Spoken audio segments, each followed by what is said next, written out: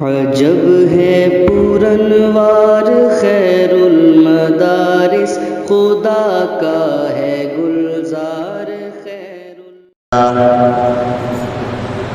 الحمد للہ وکفی والصلاة والسلام علی عباده الذین اصطفی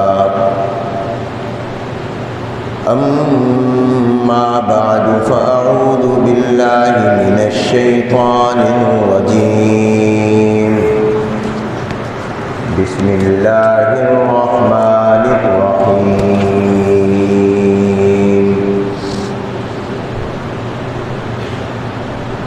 إن عدة الشهور عند الله 12 شهرا في كتاب الله يوم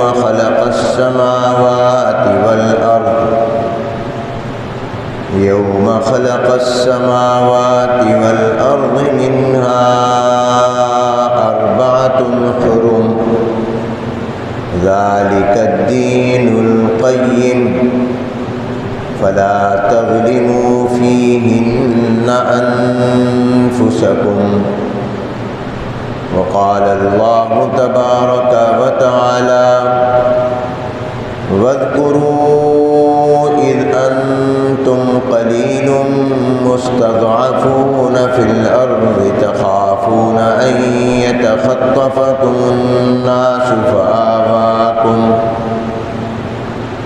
فآواكم وأيدكم بنصره ورزقكم من الطيبات لعلكم تشكرون صدق الله العظيم وصدق رسوله النبي الكريم ونحن على ذلك لمن الشاهدين والشاكرين والحمد لله رب العالمين اللهم صل على محمد وعلى آل محمد كما صليت على إبراهيم وعلى آل إبراهيم إنك حميد مجيد اللهم بارك على محمد وعلى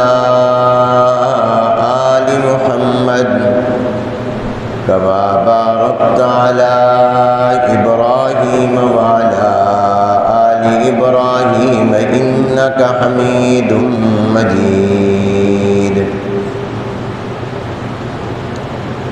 بزرگان محترم، معزز حاضرین، برادران اسلام اور طلباء عزیز، السلام علیکم ورحمۃ اللہ تعالی وبرکاتہ۔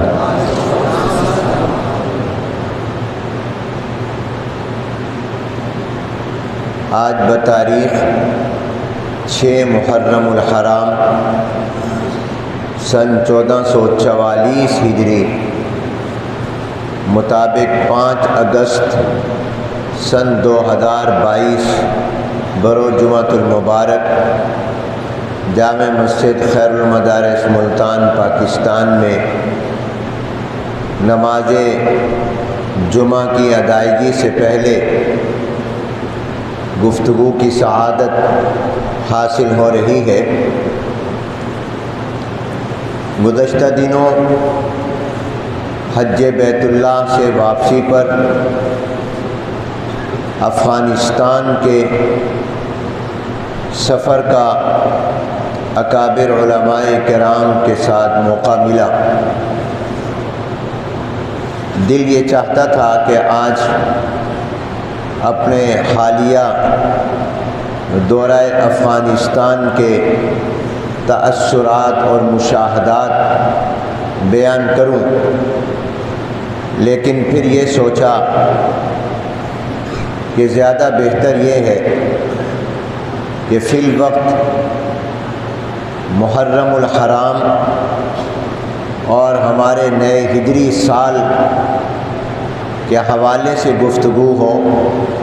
انشاءاللہ کسی جمعے میں میں افغانستان کے وہ حالات جو اپنی آنکھوں سے دیکھ کر کانوں سے سن کر آیا ہوں وہ بھی بیان کروں گا۔ آج کا موضوع نیا ہجری سال اور اس نئے ہجری سال کا پہلا مہینہ محرم الحرام ہے۔ آپ حضرات جانتے ہیں کہ چاند کے اعتبار سے، قمری اعتبار سے ہمارا ایک سال ختم ہو گیا اور پہلی محرم سے نیا قمری سال شروع ہو گیا۔ قمر چاند کو کہتے ہیں اور شمس سورج کو کہتے ہیں۔ چاند کو بھی اللہ نے پیدا کیا اور سورج کو بھی اللہ نے پیدا کیا۔ چاند بھی اللہ کی مخلوق ہے اور سورج بھی اللہ تعالیٰ کی مخلوق ہے۔ کچھ چیزیں ایسی ہیں جو سورج کے نظام سے وابستہ ہیں، اس کو شمسی نظام کہا جاتا ہے، اور کچھ چیزیں ایسی ہیں جن کا چاند کے ساتھ تعلق ہے اور ان کو قمری نظام کہا جاتا ہے۔ بعض لوگ یہ کہا کرتے ہیں کہ محرم سے ہمارا نیا اسلامی سال شروع ہوا۔ یہ کہنا درست نہیں ہے، اس لیے کہ اگر اس کو درست مان لیا جائے تو اس کا مطلب یہ ہوا کہ چاند تو اسلامی ہے، سورج غیر اسلامی ہے، حالانکہ سورج اور چاند دونوں اللہ کی طرف سے، دونوں نظام اللہ کی طرف سے، اور ہمارے شریعت اور دین کے بعض احکام اور مسائل کا تعلق سورج سے ہے، بعض کا تعلق چاند سے ہے۔ یہ جو ہماری نمازوں کے اوقات ہیں، نماز فجر، ظہر، عصر، مغرب، عشاء، اس کا تعلق سورج کے نظام سے ہے۔ چنانچہ جب سورج طلوع ہوتا ہے تو اس کے ساتھ شریعت کے احکام ہیں، جب سورج کو ڈھلتا ہے دوپہر کو اس سے شریعت کے احکام ہے، سورج غروب ہوتا ہے تو ہم نماز مغرب پڑھتے ہیں۔ تو ہماری نمازوں کے جو اوقات ہیں ان کا تعلق سورج کے نظام سے ہے، اور بھی بعض احکام کا تعلق سورج سے ہے، اور ہمارے دین اور شریعت کے کچھ احکام کا تعلق چاند کے نظام سے ہے۔ مہینے کا شروع ہونا اور ختم ہونا یہ ہمارا چاند کے اعتبار سے ہے۔ رمضان المبارک، ہمارے روزے ہم پر کس مہینے میں فرض ہے؟ یہ چاند کے اعتبار سے ہے، یہ جنوری، فروری، مارچ کے حساب سے نہیں ہے۔ یہ رمضان کہ جب چاند نظر آئے گا اس مہینے کا تو آپ پر روزے فرض ہو جائیں گے، اور جب یہ رمضان ختم ہو رہا ہوگا، شوال کا چاند نظر آئے گا تو وہ آپ کا عید الفطر کا دن ہوگا، اور جب چاند کے اعتبار سے حج والا مہینہ آئے گا تو حج ہوگا۔ تو ہمارے روزوں کا تعلق، ہمارے حج کا تعلق یہ چاند کے حساب سے ہے۔ دونوں اللہ کی طرف سے ہیں۔ سورج کے اعتبار سے جو نظام ہے اس کے جو سالوں کا حساب ہے وہ جنوری سے شروع ہوتا ہے اور دسمبر پر ختم ہوتا ہے، یہ شمسی نظام کہلاتا ہے، جنوری، فروری، مارچ، اپریل۔ اور قمری اور چاند کے اعتبار سے جو سال کا نظام ہے یہ محرم الحرام سے شروع ہوتا ہے اور ذی الحجہ پر ختم ہوتا ہے۔ یہ جو مہینوں کے نام ہیں یہ جناب نبی کریم صلی اللہ علیہ وسلم کے دنیا میں تشریف لانے سے پہلے بھی تھے۔ حضور علیہ السلام کی پیدائش مبارک، حضور علیہ السلام کے اعلان نبوت سے پہلے دنیا میں جنوری، فروری، مارچ، اپریل یہ مہینے بھی تھے، اور محرم، صفر، ربیع الاول، ربیع الثانی الی آخری یہ مہینے بھی تھے۔ اسی لیے تو کہا جاتا ہے کہ جناب نبی کریم صلی اللہ علیہ وسلم ربیع الاول میں پیدا ہوئے۔ اگر ربیع الاول پہلے نہیں تھا تو پھر کیسے آپ نے کہہ دیا کہ حضور ربیع الاول میں پیدا ہوئے؟ رجب کے نام کا مہینہ پہلے سے موجود تھا، تبھی تو کہا کہ رجب میں حضور کو معراج ہوا۔ رمضان نام کا مہینہ پہلے موجود تھا، تبھی تو کہا گیا کہ تمام آسمانی کتابیں اور صحائف نبیوں پر رمضان کے مہینے میں اترے۔ قرآن نازل ہوا تو رمضان کا مہینہ تھا۔ اس کا مطلب یہ ہے کہ یہ مہینے ان ناموں کے ساتھ حضور علیہ السلام کے دنیا میں پیدا ہونے سے پہلے بھی تھے۔ بعض لوگ یہ سمجھتے ہیں کہ محرم، صفر، ربیع الاول یہ نام اسلام کے زمانے میں آئے۔ نہیں، یہ اسلام کے پہلے بھی تھے۔ اسلام کے ظاہر ہونے کے بعد بھی ان ناموں کو باقی رکھا گیا۔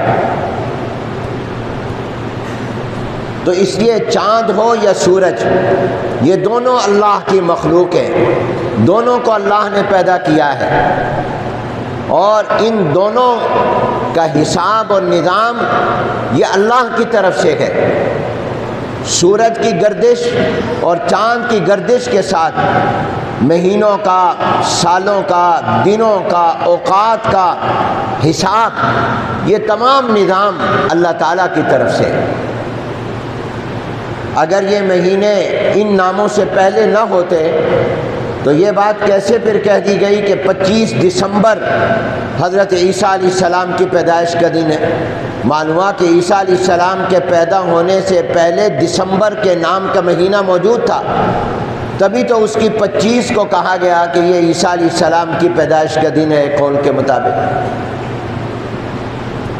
تو پہلی بات جو میں نے آپ کو عرض کی وہ یہ کہ چاند ہو یا سورج، یہ دونوں اللہ کی طرف سے ہیں، دونوں اللہ کی مخلوق ہیں، اور دونوں کا نظام یہ اسلامی ہے۔ کسی ایک کو غیر اسلامی کہنا، کسی ایک کو اسلامی کہنا یہ درست نہیں ہے۔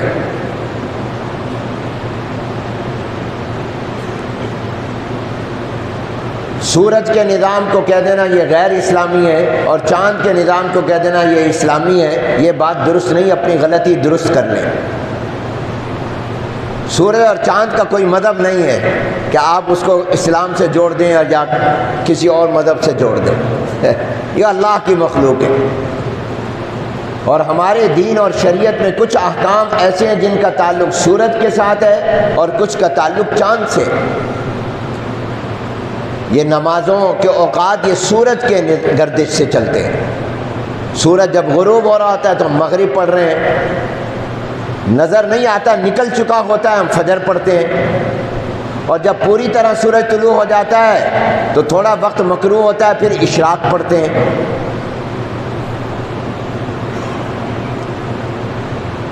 قرآن کریم میں بھی اللہ نے فرمایا بسم اللہ الرحمن الرحیم یسألونک عن الأہلہ قل ہی مواقیت للناس والحج۔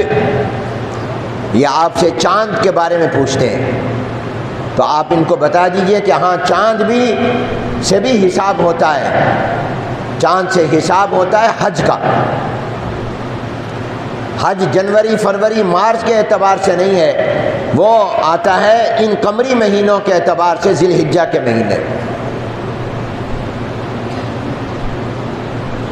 تو قمری اعتبار سے، چاند کے حساب سے ہمارا ایک سال ختم ہو گیا پچھلے مہینے کی آخری تاریخ کو، اور اس مہینے کی پہلی تاریخ سے ہمارا نیا قمری سال شروع ہوا۔ یہ الفاظ نہ بولیں اسلامی سال شروع ہوا، یہ کہیں قمری سال شروع ہوا۔ عام طور پر لوگ اسلامی اس لیے کہہ دیتے ہیں کہ انگریزوں نے اور عیسائیوں نے اپنے سال کو جنوری، فروری، مارچ کے ساتھ جوڑ دیا، اور مسلمانوں نے محرم سے جوڑ دیا، تب یہ لفظ بولا جانے لگا، ورنہ وہ بھی اسلام کا ہی حصہ ہے اور یہ بھی اسلام کا ہی ایک حصہ ہے۔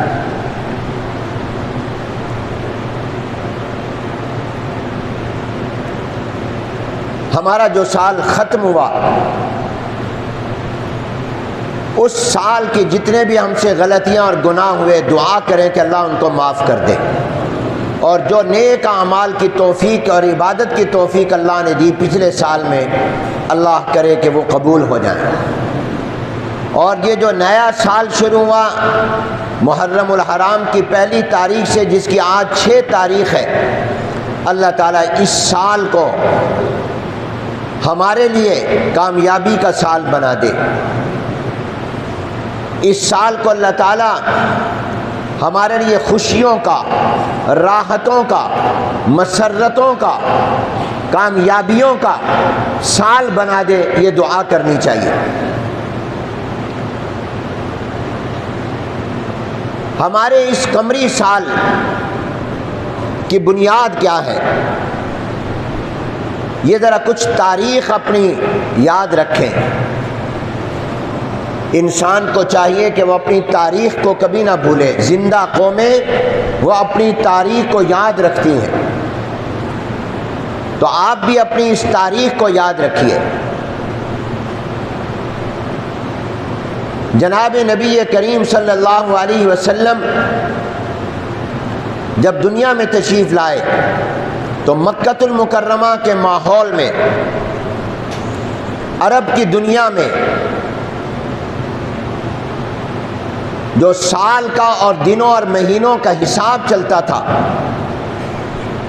وہ ایک تو شمسی تھا، سورج کے اعتبار سے جو جنوری، فروری، مارچ، یہ نظام پہلے سے موجود تھا۔ دوسرا نظام تھا جو یہودیوں کا تھا۔ یہودیوں کے ہاں بھی اپنا ایک سال کا حساب اور نظام ہوتا تھا، اور ایک نظام ہوتا تھا عام الفیل کا۔ عام طور پر عرب اپنے سالوں مہینوں کا حساب عام الفیل سے لگاتے تھے۔ واقعہ فیل، فیل کہتے ہیں وہ واقعہ جب ہاتھیوں کا لشکر مکۃ المکرمہ میں حملہ کرنے کے لیے بیت اللہ کو گرانے کے لیے آیا تھا۔ ایک مشرک بڑا بادشاہ ہاتھیوں کا لشکر لے کر مکۃ المکرمہ کی طرف آ رہا تھا بیت اللہ کو گرانے کے لیے، جس کا ذکر قرآن کی سورۃ الفیل الم تر کیف فعل ربک باصحاب الفیل میں آتا ہے۔ تو وہ عام طور پر عرب اس واقعے سے اپنا حساب لگاتے تھے کہ ہاتھیوں والے واقعے کو 1 سال ہو گیا، 2 سال ہو گئے، 3 سال ہو گئے۔ یہ بات کب ہوئی تھی؟ یہ ہاتھیوں والے واقعے کے 1 سال بعد ہوئی تھی۔ یہ اس طرح حساب لگاتے تھے۔ اسی طرح کا حساب حضور علیہ السلام کے زمانے میں چلتا رہا، سیدنا صدیق اکبر رضی اللہ عنہ کے زمانے میں چلتا رہا۔ لیکن جب سیدنا عمر بن خطاب رضی اللہ تعالیٰ عنہ کا دور خلافت تھا، اور یہ 17 ہجری کا واقعہ ہے کہ جناب نبی کریم صلی اللہ علیہ وسلم کو مکہ چھوڑ کر مدینہ آئے ہوئے 17 سال ہو چکے تھے، تو عمر بن خطاب رضی اللہ عنہ نے ایک خط لکھا ابو موسیٰ اشعری رضی اللہ تعالیٰ عنہ کے نام۔ حضرت عمر رضی اللہ عنہ کے دور اور زمانے میں اسلام بہت تیزی سے پھیلا، فتوحات بہت زیادہ ہوئیں، دنیا میں بے شمار ملکوں پر اسلام کا جھنڈا لہرایا۔ تقریباً آدھی دنیا پر حضرت عمر بن خطاب کے زمانے اور دور میں اسلام کا جھنڈا لہرایا۔ دور دور تک اسلام پھیل گیا اور علاقے فتح ہو گئے، ملک فتح ہو گئے۔ حضرت عمر رضی اللہ عنہ مدینہ منورہ میں بیٹھ کر ان ملکوں کے اور وہاں رہنے والے لوگوں کے حالات خط کے ذریعے معلوم کرتے تھے، اس لیے کہ اس زمانے میں ٹیلی فون تو تھا نہیں کہ ٹیلی فون کے ذریعے حالات معلوم کریں، تو وہاں کی خیر خبر خط کے ذریعے لیتے تھے۔ کیسا کام کر رہے ہو، مسلمانوں کا کیا حال ہے، کسی چیز کی ضرورت تو نہیں ہے، کوئی کمی تو نہیں ہے۔ تو حضور علیہ حضرت عمر بن خطاب رضی اللہ عنہ نے خط لکھا حضرت ابو موسیٰ اشعری رضی اللہ تعالیٰ عنہ کے نام، جن کو ایک علاقے کا حاکم ذمہ دار بنایا ہوا تھا۔ وہ خط جب پہنچا تو اس خط پر کوئی تاریخ نہیں تھی. تو ابو موسیٰ اشعری رضی اللہ تعالیٰ نے جواب میں خط لکھا اور عرض کیا امیر المومنین ہمارا کوئی سال ہونا چاہیے، مہینے متعین ہونے چاہیے، کوئی دنوں کا حساب ہونا چاہیے. آپ کے خط مبارک سے یہ نہیں پتہ چلتا کہ آپ نے یہ کب لکھا ہے، یہ کتنے دنوں کے بعد ہمیں ملا ہے. اس لیے کہ یہ کام کب ہوا، کس دن ہوا، کس مہینے میں ہوا، مہینے کی کس تاریخ کو ہوا، اس کا پتہ تو چلے گا نا جب آپ سال، مہینہ اور دن کی تاریخیں درج کریں گے. تو یہ پتہ نہیں چلا. تو بہتر یہ ہے کہ ہمارا بھی کوئی اپنا حساب ہونا چاہیے. یہ جو ہے کہ عام الفیل 1 سال پہلے، 2 سال پہلے، تو چلو یہ تو ہو گیا کہ عام الفیل کے واقعے کے 4 سال بعد یہ ہوا، لیکن اس 4 سال کے بعد کس مہینے میں ہوا، اس مہینے کی کس تاریخ کو ہوا، یہ تو نہیں پتہ چلا. جب تاریخ نہیں ہوگی تو دن کا بھی پتہ نہیں چلے گا. تو ہمارا کوئی نہ کوئی نظام ہونا چاہیے، کوئی سسٹم ہونا چاہیے. یہ مشورہ دیا ابو موسیٰ اشعری رضی اللہ تعالیٰ نے حضرت عمر بن خطاب رضی اللہ تعالیٰ کو. حضرت عمر بن خطاب رضی اللہ عنہ کو یہ معقول بات، مدلل بات لگی. حضرت عمر رضی اللہ تعالیٰ نے صحابہ کرام کو پیغام بھیجا مدینہ منورہ میں اور مدینہ کے ارد گرد والوں کو کہ فلاں دن جمع ہو جاؤ، مشورہ کرنا. صحابہ جمع ہو گئے، وہاں مشورے سے نظام چلتا تھا. اللہ کا بھی حکم ہے مشورے کا. تو صحابہ کرام جمع ہوئے، مشورہ ہونے لگا کہ ہم اپنی بنیاد سورج کے نظام کو بنائیں یا چاند کے نظام کو. چاند کے نظام کو بنائیں تو پھر ہمارا سال کہاں سے شروع ہو، کس واقعے کو بنیاد بنائیں اور کس مہینے کو پہلا مہینہ قرار دیں. اس پر مشورے کا آغاز ہو گیا. مختلف آراء آنے لگی. ایک رائے یہ آئی، اس پر تو سب متفق تھے کہ ہمیں چاند اور قمر سے اپنا نظام بنانا چاہیے، سورج سے نہیں. وجہ بھی میں آپ کو عرض کر دوں میرے عزیز طلباء اور مسلمانوں، یہ چیزیں آپ کے علم میں اضافہ بھی کریں گی اور آپ کو اپنی تاریخ بھی معلوم ہوگی، اور اگر آپ نے ان کو یاد رکھا تو یہ کئی چیزوں میں فائدہ بھی دے گی، دین کا سمجھنے میں بھی آسانی ہوگی. اب مشورہ یہ ہو رہا ہے کہ سورج کو بنیاد بنائیں یا چاند کو بنیاد بنائیں، ہیں دونوں اللہ کی طرف سے. تو اس پر اتفاق ہوا کہ سورج کو نہیں چاند کو بنائیں، اس لیے کہ چاند یہ بڑھتا اور گھٹتا رہتا ہے، اس میں اتار چڑھاؤ رہتا ہے. تو اس اتار چڑھاؤ سے ہر آدمی کو پتہ چل جائے گا کہ یہ مہینے کے شروع کے دن ہیں، درمیان کے ہیں، اخیر کے ہیں. یہ آسان ہے، اس لیے کہ دیہات کے لوگ بھی ہیں، شہروں کے لوگ بھی ہیں، پڑھے لکھے بھی ہیں اور ان پڑھ بھی ہیں، امیر بھی ہیں، غریب بھی ہیں. سورج جو ہوتا ہے وہ دن میں چڑھتا ہے تو ایک ہی حالت میں رہتا ہے صبح سے شام تک. یہ نہیں ہوتا کہ صبح کو سورج چھوٹا ہوتا ہے، آہستہ آہستہ دن بڑا ہوتا جائے تو سورج بھی بڑا ہوتا جائے. نہیں، سورج ہمیشہ ایک حالت میں رہتا ہے. وہ طلوع ہونے سے لے کر غروب تک ایک حالت میں رہتا ہے، جبکہ چاند ایک حالت میں نہیں رہتا. مہینے کے شروع کے دنوں میں چاند چھوٹا ہوتا ہے، اس کی روشنی کم ہوتی ہے، آہستہ آہستہ چاند بڑا ہوتا رہتا ہے. اور 14ویں رات جو ہوتی ہے اس کو کہتے ہی چاند کی رات ہے. اس رات میں چاند پورا ہوتا ہے اور اس کی روشنی کو دیکھ کر کسی کو نہ بھی پتا ہو سمجھ جاتا ہے آج 14ویں رات ہے. تو اس لیے کہا سورج کو بنیاد نہ بنائیں، چاند کو بنیاد بنائیں، اس لیے کہ سورج ہمیشہ ایک حالت میں رہتا ہے، جبکہ چاند کا اتار چڑھاؤ یہ فائدہ مند ہوتا ہے. اس سے لوگ سمجھ جاتے ہیں کہ مہینے کے شروع کے دن ہے، درمیان کے دن ہے، آخر کے دن ہے، کیونکہ پھر چاند چھوٹا ہونا شروع ہو جاتا ہے. تو جس نے چاند کو پورا دیکھا اب وہ پھر دیکھ رہا ہے چھوٹا ہو رہا ہے تو سمجھ جائے گا اب مہینہ ختم ہونے کی طرف جا رہا ہے، وہ آہستہ آہستہ کم ہوتا جائے. تو اس لیے ہمارا مدار سورج پر نہیں ہونا چاہیے، ہمارا مدار چاند پر ہونا چاہیے. یہ تو فیصلہ ہو گیا کہ اب ہماری بنیاد، ہماری نظام حکومت اور ہمارا نظام زندگی، اس کو ہم مہینے، سال اور دنوں کا حساب جو لگائیں وہ سورج سے نہیں چاند سے لگائیں. اب چاند سے جو لگانا ہے تو کس واقعے کو بنیاد بنائیں؟ تو بعد نے کہا کہ ہم اپنے سال کا آغاز کریں اور بنیاد بنائیں جناب نبی کریم حضور اکرم صلی اللہ علیہ وسلم کی پیدائش مبارک ولادت با سعادت کے واقعے کو۔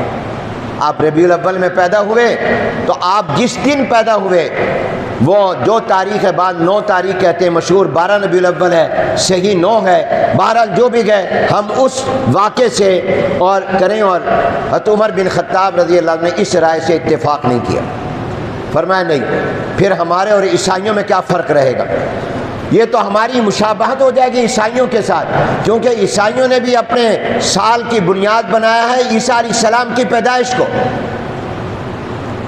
وہ بھی لکھتے ہیں 2022 میلادی، آگے میم لکھا ہوتا ہے، میم سے مراد ہوتا ہے میلاد، پیدائش، کہ عیسیٰ علیہ السلام کو پیدا ہوئے اتنا عرصہ ہو گیا۔ تو پھر ہمارے اور عیسائیوں میں کوئی فرق نہیں رہے گا، انہوں نے بھی پیغمبر کی پیدائش کو بنیاد بنایا، ہم نے بھی نبی کی ولادت کو، یہ تو مشابہت ہو جائے گی غیر مسلموں کے ساتھ، جبکہ ہمیں غیر مسلموں کی مشابہت سے روکا گیا، ہم نے ان کی نقل نہیں اتارنی۔ یہ اور بات ہے کہ آج کا مسلمان تو مکمل نقال ہے۔ اس رائے سے اتفاق۔ دوسری رائے آئی کہ چلیں ایسا کر لیں کہ جناب نبی کریم حضور اکرم صلی اللہ علیہ وسلم کو جو معراج ہوا اس واقعہ معراج کو بنیاد بنا لیں۔ فرمایا نہیں، وہ بھی ایک واقعہ تھا، ہو گیا، حضور کی ذات مبارک کے ساتھ خاص تھا، اس کو بھی نہیں۔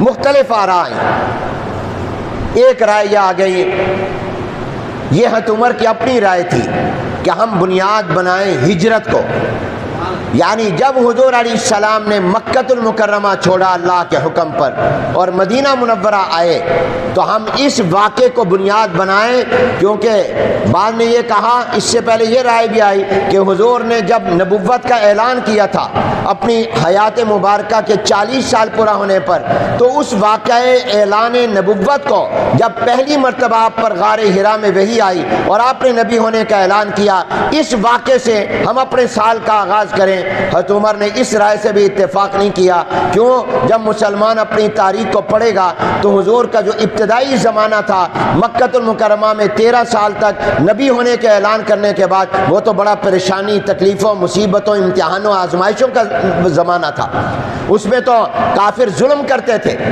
تو یہ آئے گا کہ مسلمانوں کی تاریخ مظلومیت سے شروع ہو رہی ہے، یہ بھی نہیں۔ تو کیا ہونا چاہیے؟ کہا ہجرت کا واقعہ، کیونکہ جب حضور علیہ السلام مکہ چھوڑ کر مدینہ منورہ آئے، ہجرت کا لفظی معنی ہوتا ہے چھوڑنا، مراد ہے یہاں مکہ چھوڑ کر مدینہ آنا۔ فرمایا جب حضور مکہ چھوڑ کر مدینہ منورہ آئے گئے تو یہاں آنے کے بعد پھر اسلام نے بڑھنا اور پھیلنا شروع کر دیا۔ مکے میں جب تک تھے اسلامی حکومت قائم نہیں ہوئی، مدینے میں آئے تو اسلامی حکومت قائم ہو گئی۔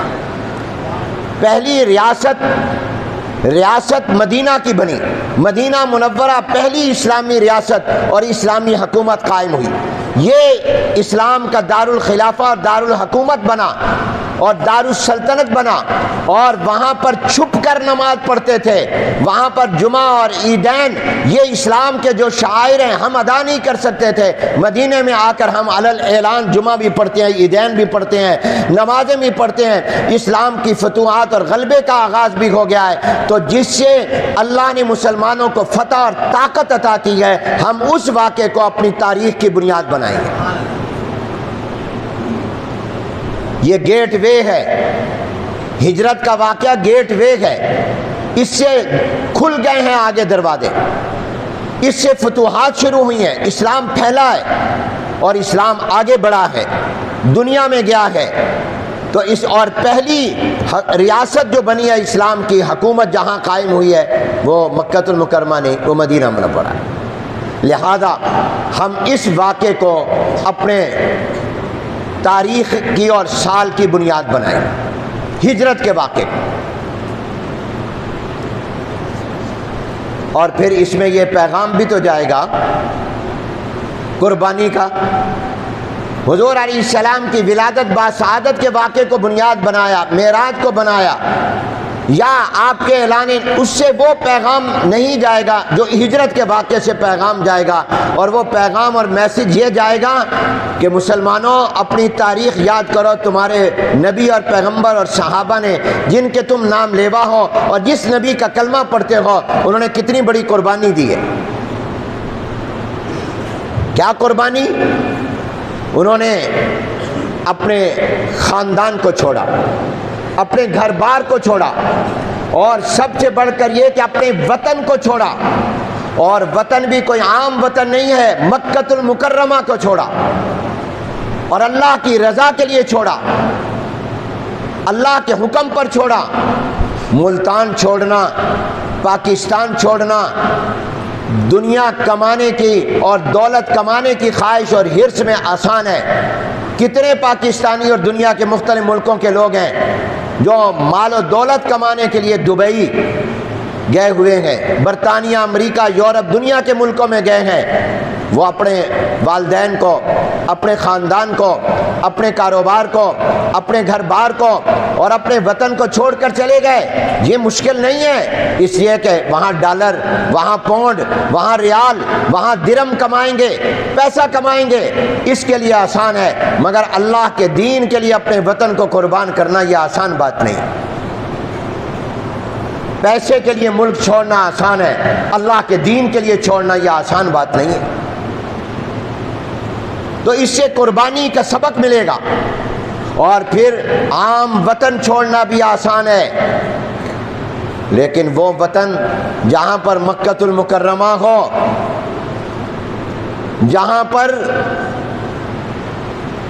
بیت اللہ اور خانہ کعبہ ہو، مکہ جیسا وطن چھوڑنا آسان نہیں ہے۔ جس شہر کی اللہ نے قسمیں کھائی ہو، کہتے ہیں بلال حبشی رویا کرتے تھے کہ ہم دوبارہ کب جا کر مکے میں بیت اللہ دیکھیں گے۔ مدینے میں آ کر رویا کرتے تھے کہ کب جائیں گے۔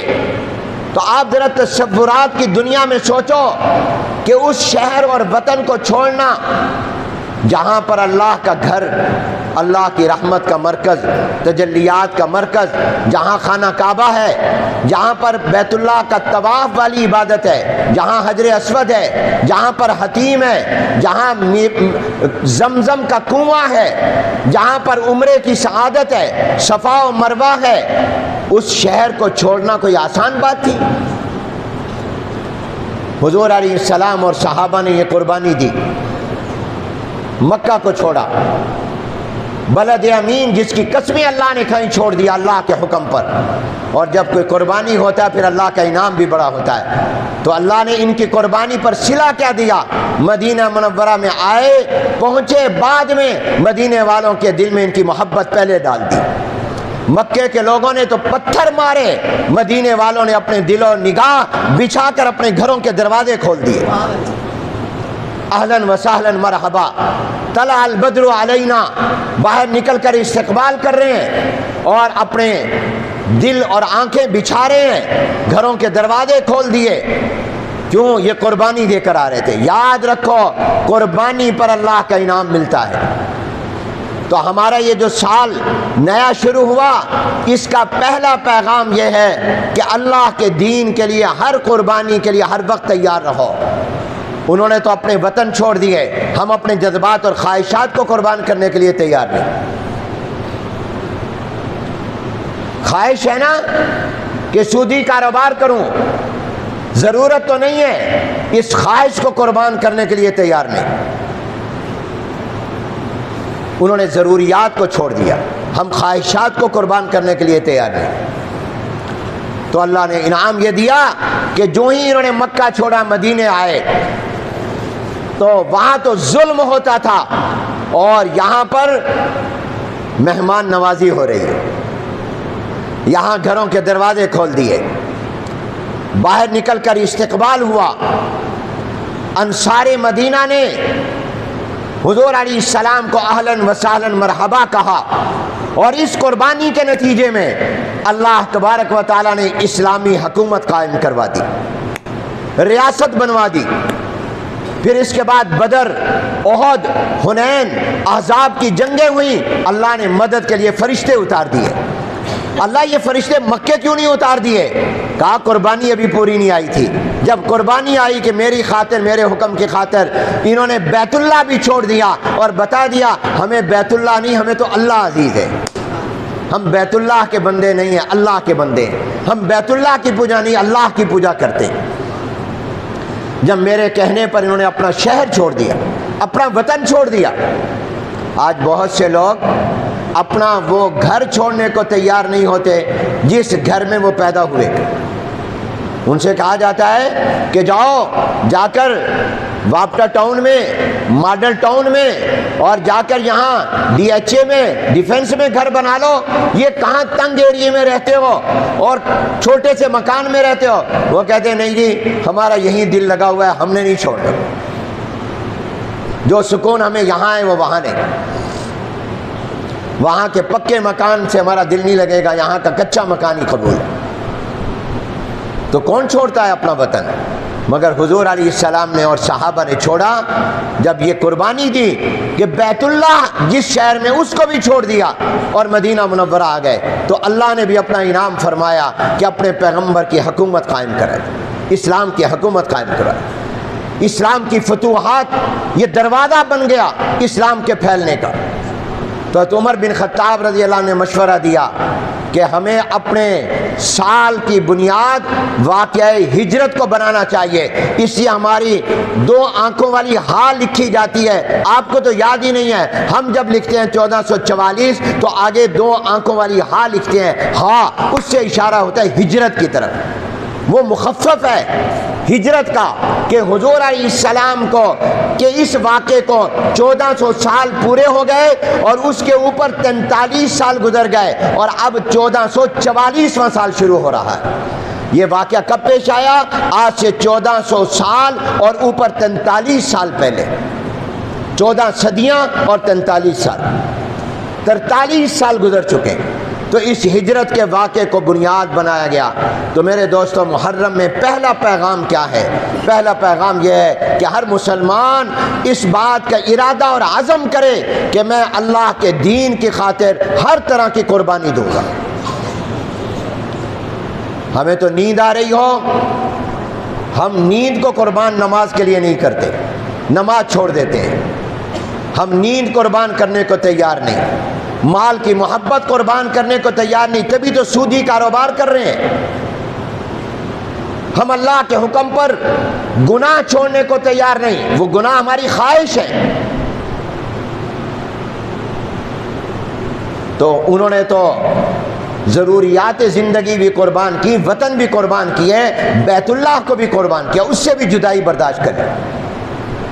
تو پہلا پیغام اس ہمارے نئے سال کا یہ ہے کہ اپنے اندر قربانی کا عزم پیدا کرو، اپنے اندر قربانی کا جذبہ پیدا کرو کہ میں اللہ کے حکم اور دین کی خاطر مجھے وطن چھوڑنا پڑا چھوڑ دوں گا، والدین کو چھوڑنا پڑا چھوڑ دوں گا، اگر مجھے اولاد کو چھوڑنا پڑا چھوڑ دوں گا، مجھے اگر اپنے خاندان کو قربان کرنا پڑا کر دوں گا، کاروبار قربان کرنا پڑا تو کر دوں گا، مگر شریعت کو اور اسلام کو اور اللہ کے حکم کو اوپر رکھوں.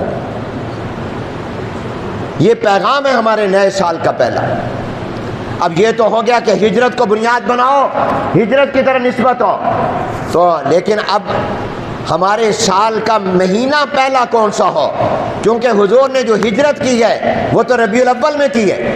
حضور پیدا بھی ربیع الاول میں ہوئے. حضور نے مکہ چھوڑ کر مدینہ جو آئے وہ بھی ربیع الاول کے مہینے میں آئے. اپنی تاریخ کو یاد کرو.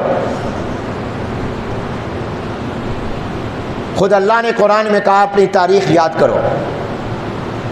اعوذ باللہ من الشیطان الرجیم بسم اللہ الرحمن الرحیم واذکروا اذ انتم قلیل مستضعفون فی الارض تخافون ان یتخطفکم الناس. اس وقت کو یاد کرو، اس زمانے اور ٹائم کو یاد کرو جب تم مکۃ المکرمہ میں بہت تھوڑی تعداد میں تھے. مسلمانوں تمہاری تعداد بہت کم تھی اور تمہیں ہر وقت ڈر لگا رہتا تھا یہ ہمیں کچا نہ کھا جائیں، تمہیں خطرہ لگا رہتا تھا یہ کافر ہمیں مار نہ دیں. اللہ تعالیٰ تمہیں مکے سے نکال کر مدینے لایا، اور مدینے لا کر کیا انعام کیا؟ فآواکم، اللہ نے مدینے میں تمہیں ٹھکانہ عطا کیا۔ تمہارے گھر نہیں تھے، مدینے میں رہنے والے انصاریوں اور لوکل مسلمانوں نے اپنے گھر کے دروازے کھول کر تمہیں اپنے گھروں میں جگہ دے دی۔ یہ محبت ان کے دل میں اللہ نے ڈالی تھی۔ فآواکم وَأَيَّدَكُمْ بِنَصْرِهِ، اور اللہ نے تمہیں مضبوط اور طاقتور کر دیا اپنی مدد کے ساتھ، کہ بدر میں تمہارے لیے فرشتے اتارے، احد میں فرشتے اتارے، تمہارے دائیں بائیں آگے پیچھے ملائکہ نے آ کر جنگ لڑی اور تمہارے ساتھ مل کر دشمنوں کا مقابلہ کیا، اور اللہ نے تمہیں طاقت اور تمہیں رعب عطا کر دی۔ وَرَزَقَكُم مِّنَ الطَّيِّبَاتِ، مکۃ المکرمہ میں باغات نہیں تھے، زمینیں نہیں تھیں، وادی غیر ذی زرع تھا، پہاڑی پہاڑ تھے، وہاں پر گرم موسم تھا، مگر تمہیں مدینہ لا کر اللہ نے کھجوروں کے باغات عطا کر دی، رزق عطا کر دیا تاکہ تم شکر ادا کرو۔ تو اللہ تعالیٰ خود کہہ رہے ہیں اپنی اس تاریخ کو یاد کرو، اپنی تاریخ کو بھولنا نہیں چاہیے۔ وہ کہ شاعر کہتا ہے تازہ خواہی داشتن گر داغ ہے سینہ را، گاہے گاہے باز خاں این قصہ پارینہ را، کبھی کبھی اپنے پرانے قصے کہانیوں کو اٹھا کر پڑھ لیا کرو۔ آج اگر مالدار ہو تو اپنی غربت کے زمانے کو بھی یاد کرو تاکہ تمہارے دل میں شکر پیدا ہو۔ آج اگر اللہ نے تمہیں گاڑیاں دے دی ہیں تو وہ زمانہ بھی یاد کرو جب تمہارے پاس سائیکل بھی نہیں تھا، جب تم پیدل آیا کرتے تھے، موٹر سائیکل مانگ کر لے جایا کرتے تھے۔ آج اللہ کا شکر ادا کرو کہ اللہ نے تمہیں گاڑیاں دے دی۔ آج اگر تمہارے گھروں میں ایئر کنڈیشن ہے تو اس زمانے کو یاد کرو جب پنکھا بھی نہیں ہوتا تھا، تاکہ تمہارے دل میں شکر پیدا ہو۔ آج اگر اللہ نے تمہیں دکان، کاروبار، اپنا گھر دے دیا ہے تو اس زمانے کو بھی یاد کر لو جب تمہارے پاس کچھ بھی نہیں تھا، تاکہ تمہارے دل میں اللہ کی نعمتوں کا شکر پیدا ہو۔ تو اللہ حضور کو، صحابہ کے اس واقعے کو یاد کرا رہے ہیں کہ کیا اللہ نے مدد کی، قربانی پھر اللہ کا انعام۔ اب یہ تو ہو گیا ہجرت کے واقعے کو بنیاد بنا لیا جائے، مگر ہجرت تو حضور نے کب کی ہے؟ ربیع الاول میں۔ آپ میں سے کئیوں کو پتہ ہی نہیں کہ حضور مکہ چھوڑ کر کب آئے تھے۔ بہت سو کو آج معلوم ہو رہا ہے کہ ربیع الاول کے مہینے میں حضور نے ہجرت کی۔ آپ پیدا بھی ربیع الاول میں ہوئے، اور جب آپ نے ہجرت کی ہے ایک زمانے کے بعد، وہ بھی ربیع الاول کا مہینہ تھا۔ جب ہجرت کے واقعے کو بنیاد بنانا ہے تو پھر گویا ربیع الاول ہمارا پہلا مہینہ ہوگا، کیونکہ واقعہ ہجرت اس مہینے میں ہوا۔ تو عثمان بن عفان رضی اللہ تعالیٰ اس مشورے میں موجود تھے۔ ان کا عمر بن خطاب، میری رائے یہ ہے کہ محرم سے آپ سال شروع کریں۔ بے ہجرت تو ربیع الاول میں ہوئی تھی، کہا حضور نے ہجرت کا ارادہ 2 مہینے پہلے کر لیا تھا۔ آپ نکلے تو مکہ المکرمہ سے ربیع الاول میں ہے، مگر آپ کا ارادہ اور پروگرام محرم میں بن گیا تھا۔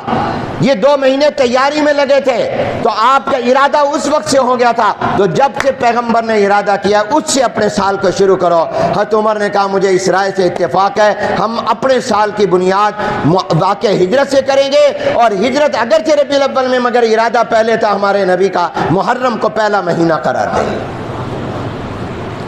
اس طرح محرم ہمارے سال کا پہلا مہینہ بنا، اور یہ محرم عزت والا، عظمت والا مہینہ ہے شروع سے۔ باقی تفصیلات میں آئندہ جمعے عرض کروں گا، مگر صرف 2 باتیں عرض کر دوں۔ پہلی بات کہ آج کی تقریر سے آپ کو کیا پیغام ملا، مجھے اور آپ کو کیا سبق ملا؟ کیا میں واقعہ برائے واقعہ بیان کر رہا ہوں؟ لقد کان فی قصصہم عبرۃ لأولی الالباب، اللہ کہتا ہے ہر واقعے میں کوئی عبرت ہوتی ہے، کوئی سبق ہوتا ہے، کوئی پیغام ہوتا ہے۔ تو ہمارے پاس پیغام کیا ہے؟ ہمارے پاس پیغام یہ ہے کہ جب محرم آئے، جب ہمارا نیا سال قمری چاند والا شروع ہو، تو اس وقت میں مجھے اور آپ کو یہ سبق لینا چاہیے کہ ہماری تاریخ قربانیوں کی تاریخ ہے، ہمیں بھی اپنے اللہ کے دین کے لیے ہر چیز کو قربان کرنے کا ارادہ اور عزم کرنا چاہیے۔ ہم بھی ہر چیز قربان کریں گے، اللہ کے حکم کو سب سے آگے رکھیں گے۔ نماز کا وقت ہو جائے، اب دکان پہلے نہیں، اللہ کا حکم پہلے، دکان بند کر دو۔ دفتر میں بیٹھے ہو، کام بند کر دو۔ زمین پہ ہو، ہل چلانا چھوڑ دو، اب نماز کے لیے چلو۔ پڑھ رہے ہو، کتاب بند کر دو۔ باتیں کر رہے ہو، ختم کر دو۔ کسی کام میں مشغول ہو، اللہ کا حکم آ گیا، سب سے پہلے اللہ کا حکم۔ اولاد، رشتہ دار، دوست، احباب کوئی گناہ کی دعوت دیں، آؤ جوا کھیلیں، آؤ فلم دیکھیں، آؤ ٹیلی ویژن دیکھیں، تو آپ اللہ کے حکم کو پہلے رکھیں، آپ اس کو قربان کر دیں کہ یہ ناراض ہوتا ہے تو ہوتا رہے، اللہ کو ناراض نہ کریں۔